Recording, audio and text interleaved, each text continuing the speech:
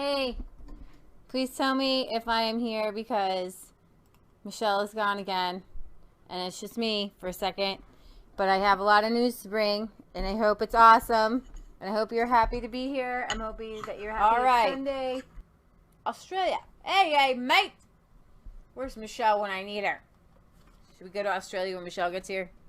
No, we're going now. That's the New Zealand Prime Minister right here. She's kind of this weird liberal guru girl who, not my cup of tea. Australia. I'm not going to get it. She's not here to tell me how bad it is.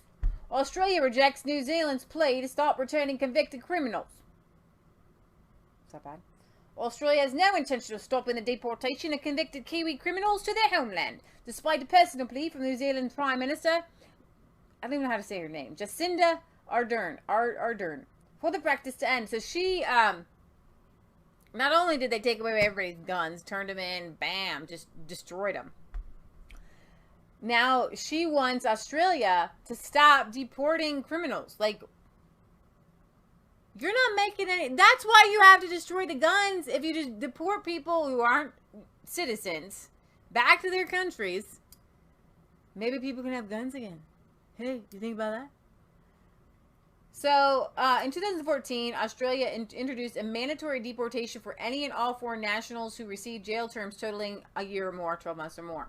So, that makes sense to me. Hey, you're a foreign national. You don't have citizen rights. If you've done something that puts you in jail for more than a year, we're not gonna... First of all, I don't believe that other Australians should have to pay for all the world's criminals, especially if they come, hey, I'm going to come to your country, commit a crime, but hey, can I have 3 hot meals a day, and a bed? No. How do you say no in Australia? No, mate. No. About 1,500 Kiwis have been caught in the dragnet. Almost half of the total of 4,000, and Wellington has raised concerns. Some of those deported allegedly grew up in Australia and have no ties to New Zealand. Australia's Home Affairs Minister Peter Dutton denied New Zealanders were being singled out, explaining the policy is universal and will not change. If you come as a New Zealand citizen or as a Brit, wherever you come from, your country of origin is where you go back to if you have committed a crime. So they got New Zealanders caught up in it. Dutton said his government was determined to stand up for all Australians. Where we've got Australian citizens who are falling victim to certain circumstances where people are sexually offending children, for example, we had a big push to try to deport those pedophiles. Yeah, let their own country of origin deal with them. We got enough here to deal with, right? Dutton's remark came after Ardern aired concerns about the policy ahead of a meeting Friday with Australian counterpart Scott Morrison. I like that. I love this guy. It's having a corrosive effect on our relationship, so I'll continue to raise it, Ardern said. New Zealand and Australia offer each other automatic residency rights, and almost 700,000 Kiwis have made the trip across the Tasman Sea to take advantage of their larger neighbors' economy. So they're saying, hey, we're deporting New Zealanders back. And they're like, well, we don't want the criminals. Haha. Well, that's not how this works. Side note, this is just, I know this is important to you guys, so I want to talk about it. It's just stupid. You guys have this tax on your public television and all that BBC networks, you know, you pay your tax, and the government creates television, propagandized, said they're fair. They're not really fair. You got to pay for it if you have a TV, right? So, but the elderly used to be exempt from having to pay. Well, I guess the cash-strapped government, and what doesn't make sense is you guys, these people are already on government funds. They're on government retirement. It's a socialist country. So the government's just asking for a little bit of their government paycheck back. It doesn't make any sense. So people over 85 or 75 have to pay this tax. Well, what really got me, why I wanted to expose the government waste, because the BBC is sending out officers to, I don't know how, there can't be too many people in the country over 75. And probably several of them are in nursing homes where the tax is not even really an issue. I would think the nursing home would pay it or whatever. So if you're over 75 living on your own, hey, you should be praised and like helped. I agree with that. But they're spending money to pay police officers. I don't know what kind of officers to everybody over 75 to tell them that they will now have to pay to watch television.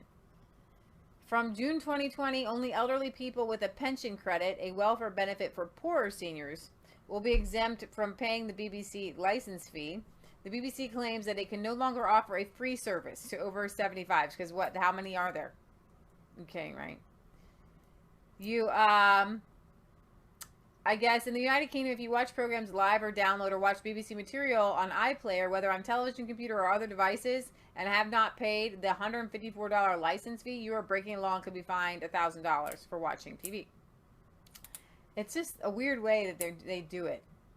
It's so weird. People hate this little $150 fee. There's got to be some other, I don't know, just tax people a different way so they can't see it. When you tax people directly, then they get mad about it. I actually like direct taxes because then you can, like the stamp tax, right? Boston Tea Party. I like direct taxation so we can see just where you're taking our money from. So, they're going to pursue the elderly tax evaders. So, oh my gosh. Oh my gosh. Remember the director, I guess, who is, let's see. The director is paid $170,000 a year. Oh my gosh. What a waste of money. What a waste of money. Crazy. All right. So, writing an essay appended in his book in 2007, The Dream of Rome, exhumed by the left liberal Guardian newspaper, Boris Johnson, somebody just brought this up. This is not new news, but it's new news because somebody brought it up. So we're going to talk about this for a second. Boris Johnson in his book, The Dream of Rome, from 2007, because that's what they do when you run for office, high political office. They read everything that you've ever said and watch everything that you've ever done because they want to smear you. If you don't have skeletons in the closet, they'll put them in there and say you put them there. Johnson suggested that a fatal religious conservatism had held the Islamic world back, and that the more it has fallen behind, the more bitterness and confusion there has been, to the point where virtually every global flashpoint you can think of, from Bosnia to Palestine to Iraq to Kashmir, involves some sense of Muslim grievance. Truth hurts, baby. There must be something about Islam that indeed helps to explain why there was no rise of the bourgeoisie, no liberal capitalism, and therefore no spread of democracy in the Muslim world. Now, here's the thing. He has a really skewed view of history. It's called Christianity. Open people's eyes, to treat people fairly, to be good business people. God gives you the ability to build things, to make things, to create things. But he said there must be something about Rome. He says, it is extraordinary to think under the Roman Byzantine Empire, the city of Constantinople kept the candle of learning alight for 1,000 years. Now, remember, it was under Christianity from AD 300, right? And that under Ottoman rule, the first printing press was not seen in Istanbul, as the Christian city was renamed after its conquest in the by the Turkish invaders in 1453 until the middle of the 19th century. Something caused them to be literally centuries behind. Now, I'm not actually going to say that Islam caused people to be centuries behind, because I think that that's crazy. I feel that there's a lot of different places. I think that he's got it backwards, where you have people all over the world. Even the Native Americans didn't have Islam that was keeping them back. It wasn't Islam keeping them back. It was the lack of Christianity. It wasn't the pro. It was the lack of something. If your body is sick because you lack vitamin D, it's not because you have too much iron. It's because you're lacking vitamin D. That is a really good example. They lacked Christianity. They lacked the enlightenment of God and Christianities and Christian principles. Boris, you should be smarter. So, do you guys remember the attack, the Westminster attack? The man was driving a Ford Festiva at cyclists and a pedestrian and police officers outside the House of the Parliament last year. This guy is the man who did it. His name was Salih Khater. He was a 30-year-old refugee from Sudan. And he was this week found guilty. It took him a year to get through trial of attempted murder. The jury at the Old Bailey found Qatar guilty on Wednesday after sentencing, with a sentencing set for October 7th. During the trial, the court had seen footage, and that's just rough, of how he, on August 14th, how he drove through the people there during morning rush hour. He then drove through a security lane outside of the Palace of Westminster, missing 2 police officers who jumped out of the way. No one was killed, with injuries ranging from grazes to a fractured collarbone. As a result, like, pretty much just luck. So he's finally being sentenced. It was claimed that he was showing signs of paranoia about the British government before the attack. So he remained silent during the investigation. So he has been sentenced. He's been found guilty.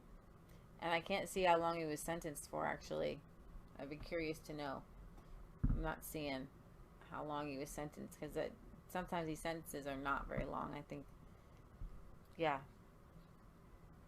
All right. So speaking of people being punished for what they've done, I guess sometimes we bring you the stories and you want to know, well, what happened to those people? Did they get punished?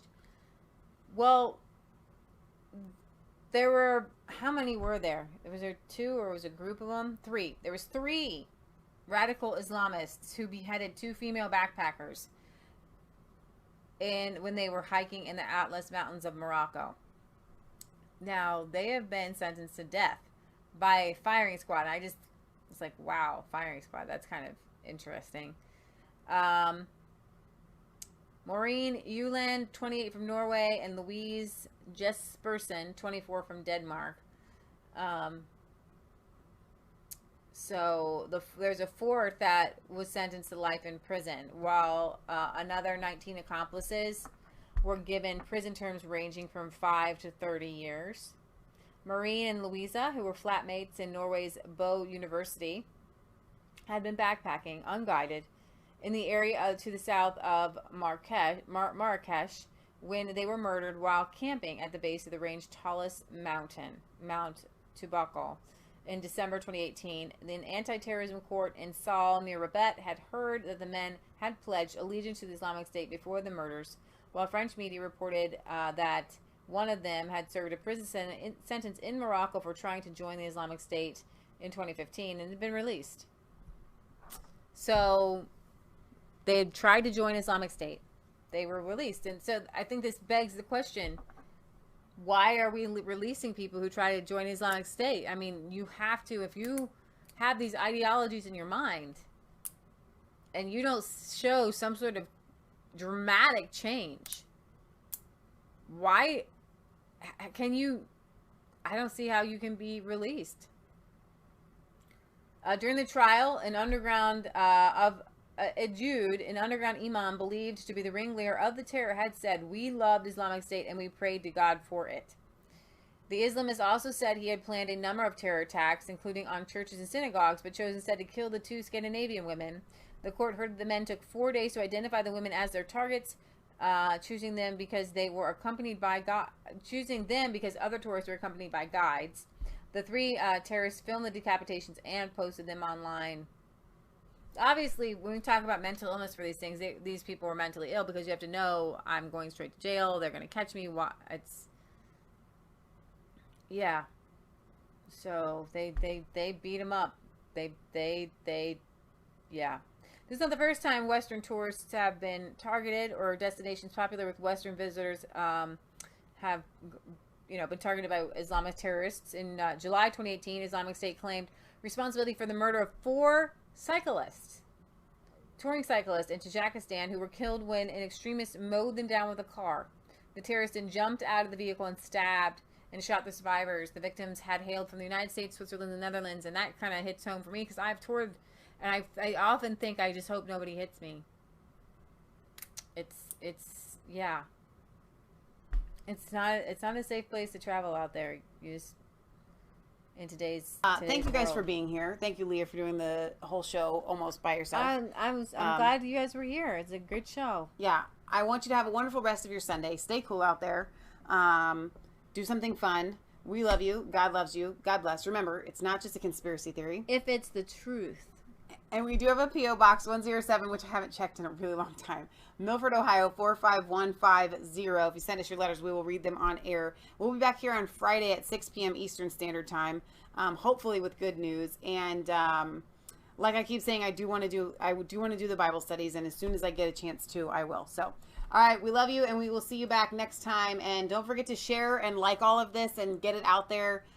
We've had a lot of new viewers thanks to Patriot Gallery cutting up those videos. So if you get a chance to watch some of those small videos, leave a comment and thank Patriot Gallery, because a lot of people have been asking. I wish you guys had shorter shows. I wish I knew what topics to hit. And she works tirelessly on doing that, guys. It's a lot of work. So I think we should give her some sort of award, a raise. Yeah, more thank yous. Thank you, Mom. That's she her just raise. likes thank yous. Yeah. All right. God bless, guys.